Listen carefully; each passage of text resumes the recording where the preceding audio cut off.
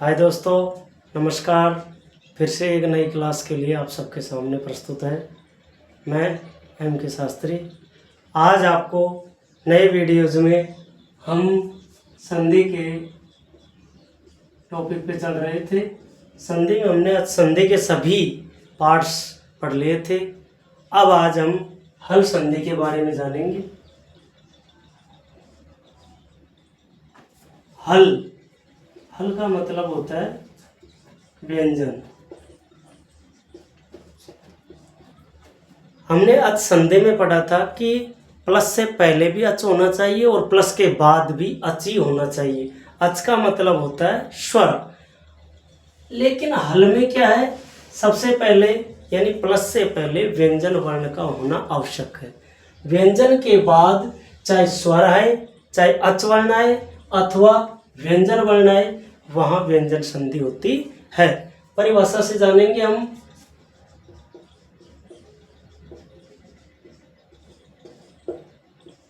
जब व्यंजन वर्ण के बाद व्यंजन अथवा स्वर आए तो उसे हल संधि कहते हैं। व्यंजन के बाद व्यंजन अथवा स्वर आए, व्यंजन का व्यंजन अथवा स्वर के साथ मेल को ही व्यंजन संधि कहते हैं। अच संधि में होता है अच के बाद अच यानी स्वर के साथ मेल, लेकिन व्यंजन संधि में होता है व्यंजन के बाद व्यंजन अथवा स्वरों के साथ मेल को ही व्यंजन संधि कहते हैं। व्यंजन में आते हैं कैसे लेकर गे तक का पूरा कक्का व्यंजन वर्णों में आता है, और ऐसे लेकर अह तक का जो स्वर है वो पूरा अच कहलाते हैं संस्कृत में। अब बात आती है हमारी कि हल संधि के अंदर कौन कौन सी संधि है, कौन कौन से नियम है। उन नियमों के बारे में हम आज यहाँ विस्तार रूप से जानेंगे। इसका पहला नियम आता है स्तुत्व संधि। स्तुत्व संधि, स्तुत्व संधि का सूत्र होता है स्तो, स्तुना, स्तुप। स्तो, स्तुना, स्तुप। इस सूत्र के अंदर ही स्तुत्व संधि की पूरी व्याख्या है, पूरी परिभाषा है। सामान्य रूप से समझे तो स अथवा त यानी होता है तय वर्ग। पूरे 5 वर्ग होते हैं, क, च, ट, त, प। ये 5 वर्ग होते हैं।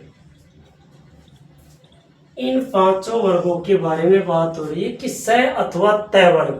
तो ये तय वर्ग आ गया। अब तय वर्ग के कितने होते हैं? 5 वर्ण होते हैं, त, थ, द, न। अब यहाँ हम स अथवा तय वर्ग त, थ, द, न के बाद स संकर वाला अथवा च वर्ग में आते हैं च, छ, ज, झ, ये। इस प्रकार से आए तो इस स स्लेट वाले का तो स संकर वाला हो जाता है और तय वर्ग का क्रम से च वर्ग हो जाता है। ये हमारी पूरी व्याख्या इसी सूत्र के अंदर है। फिर भी हिंदी भाषा में इसको हम समझाते हैं परिभाषा को।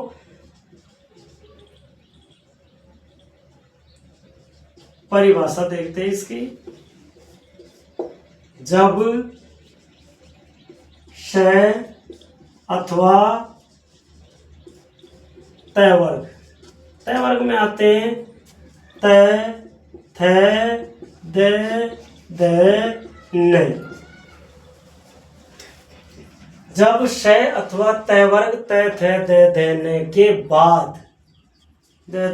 के बाद श अथवा च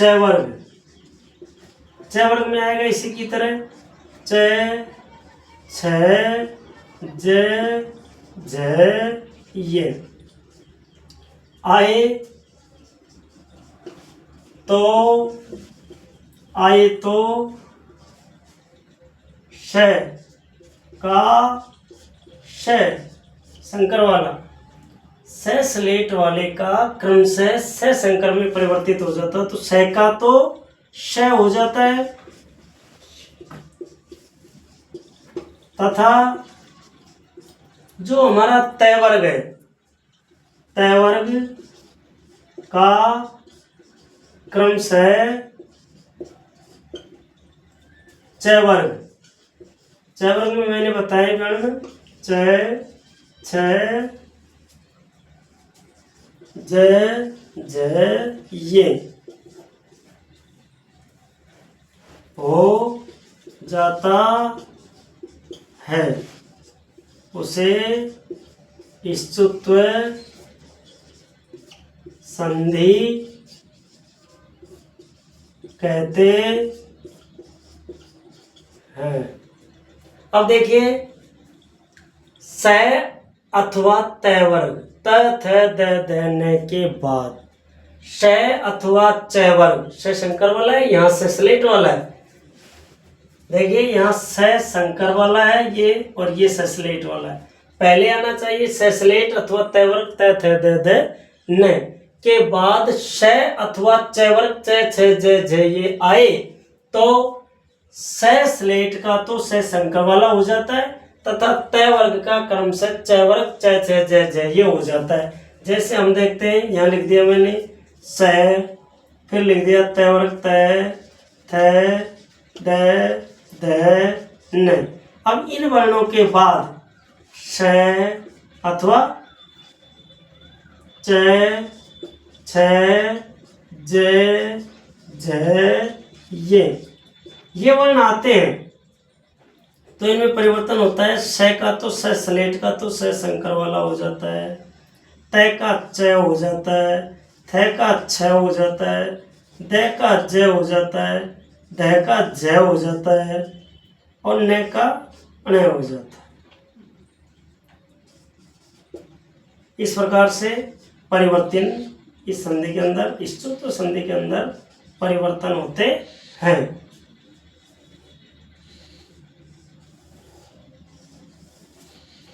ये हमारा परिवर्तन का नियम है पूरा। अब देख लीजिए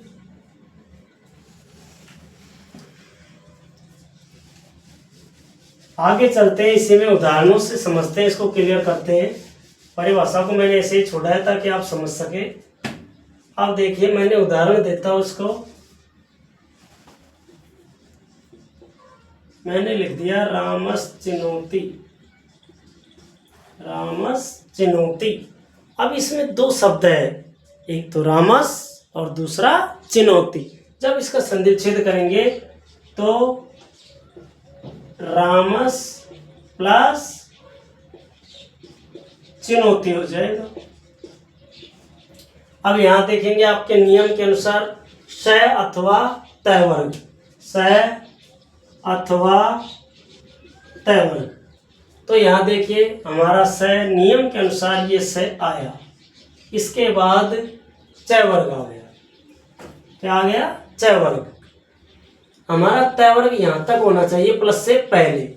यहाँ हमने देखा स होना चाहिए या तय वर्ग की कोई सा भी वर्ण होना चाहिए, उसके बाद या तो स संकर का होना चाहिए या कोई सा भी च वर्ण का कोई सा भी वर्ण होना चाहिए। अब यहाँ हमारे नियम के अनुसार स भी आया और बाद में च वर्ग भी आया, तो यहाँ परिवर्तन च में नहीं होगा, केवल स में होगा। यदि स आए तो स का स संकर वाले में हो जाता है, तो हमारा राम का राम ऐसे कैसे रहेगा, केवल वर्णों में ही परिवर्तन होता है। तो यहाँ स का ये स हो गया। अब आपके चिनोती को ऐसे कैसे लिख दीजिए, रामस चिनोती। अब हमने लिख दिया दूसरा सचित, सचित। अब इसका हम संधि विच्छेद करेंगे तो हो जाएगा सत प्लस चित, सत प्लस चित, यानी कि यहाँ तय आया बाद में च आया। तय का हमने नियम के अनुसार तय का क्रम से च वर्ग में, तो तय वर्ग में पहला वर्ण तय, च वर्ग में पहला वर्ण च, तो तय का किसमें बदलेगा क्रम से? हमारे ये नियम में देख लीजिए, तय का च में बदलेगा, स का स में बदलेगा। यहाँ तय आया है तो तय का किसमें परिवर्तन होगा? च में। शब्द बन जाएगा हमारा वैसा का वैसा ही, स आधा तय है तो च भी आधा ही बनेगा। यहाँ इधर से पूरा च लेंगे, छोटी की मात्रा यहाँ से लगाएंगे, तय लगाएंगे, सचित। जैसे हमने लिख दिया हरिसेते, हरिसेते। अब इसका हमने कर दिया संधि विच्छेद करेंगे, दो पद है, यहाँ हो रही है संधि, इस सहसंकर जो आधा है यहाँ संधि हो रही है। यहाँ देखेंगे हम हरिस प्लस सेते। अब यहाँ से स्लेट का है, यहाँ से शंकर का है, तो हम क्या करेंगे? से स्लेट वाले को से शंकर में बदलेंगे, हरि का हरि, और ये जो से स्लेट है इसको से शंकर में बदलेंगे। आधा से स्लेट है तो शंकर भी आधा ही होगा, और सेते को ऐसे कैसे ला करके जोड़ देंगे। इस प्रकार से यहाँ हरि सेते शब्द सिद्ध हो जाएगा। यहाँ हमारी स्तुत्व संधि इस प्रकार से कंप्लीट होती है।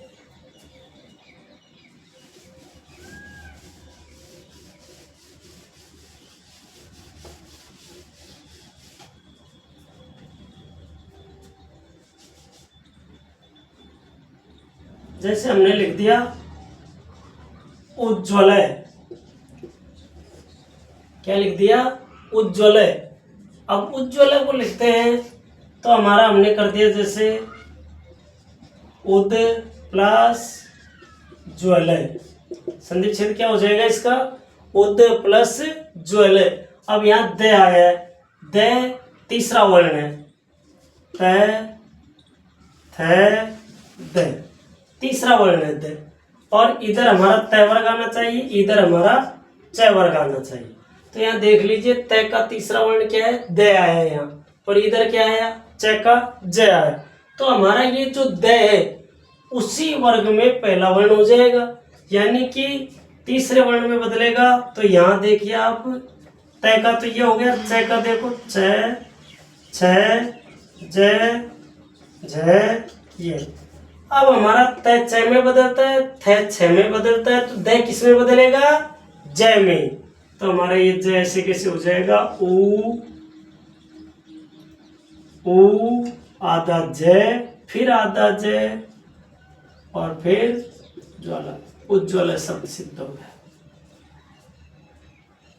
तो इस प्रकार से हमारी ये संधि कंप्लीट होती है, स्तुत्व संधि। इसका दूसरा भाग है स्तुत्व संधि। स्तुत्व संधि, स्तुत्व संधि में हम जानते हैं कि इसका सूत्र होता है स्टुना स्टु, स्टुना स्टु। अब इसका क्या करेंगे? हम परिभाषा देखते हैं। इसका भी सीधा है, स अथवा ट वर्ग के पहले या बाद में श अथवा त वर्ग आए तो वो भी सीधी स्तुत्व संधि होती है। जैसे देखिए, जब स अथवा त वर्ग में आते हैं त थ द ध न के पहले या बाद में, पहले या बाद में। स्तुत्व संधि में हमने पढ़ा था केवल बाद में, लेकिन यहाँ हम देख रहे हैं कि यहाँ दोनों तरफ कैसे भी आ सकते हैं, पहले भी आ सकता है, बाद में भी आ सकता है। पहले या बाद में षष्ठकोण वाला स अथवा ट वर्ग में क्या क्या आते हैं? तो यहाँ देखते हैं, ट वर्ग में आते हैं ट ठ ड ढ अण। आए तो ये जो स स्लेट का आएगा उसका तो षष्ठकोण का हो जाएगा। आए तो श का श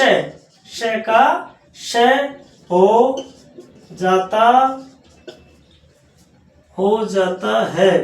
तथा जो तैवर्ग है, तथा तैवर्ग का क्रमशः, तैवर्ग का क्रमशः टैवर्ग, टैवर्ग यानी टै ठै डै डै अण हो जाता है। सिंपल सी भाषा में हम समझेंगे कि जब श यानी सलेट का, तैवर्ग तै थे दै दैने के, इनके पहले या बाद में कैसे भी आए, लेकिन षटकोण अथवा टैवर्ग टै ठे डै ढेणे आए तो सलेट का तो षटकोण हो जाएगा।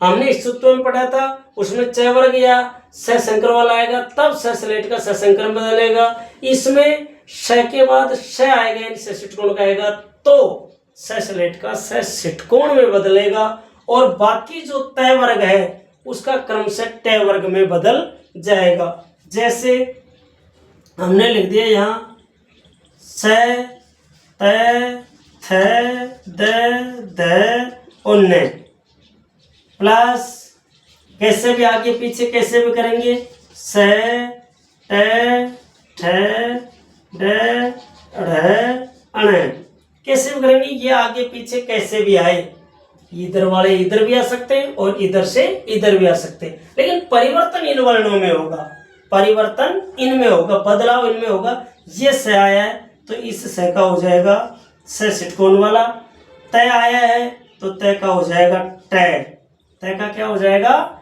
टै, और थ आया है तो थ का हो जाएगा ठै, द आया है तो द का हो जाएगा डै, द आया है ढ हो जाएगा, और न आया है उसका अण हो जाएगा। इनमें होगा परिवर्तन, कैसे भी आए पहले बाद में किसी भी प्रकार से इनका वर्णों का संयोग होगा तो परिवर्तन सिर्फ सलेट और तय वर्ग के वर्णों में ही होगा।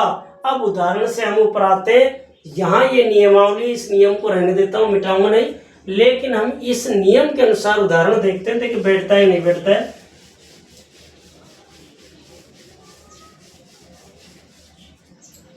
हमने लिख दिया यहाँ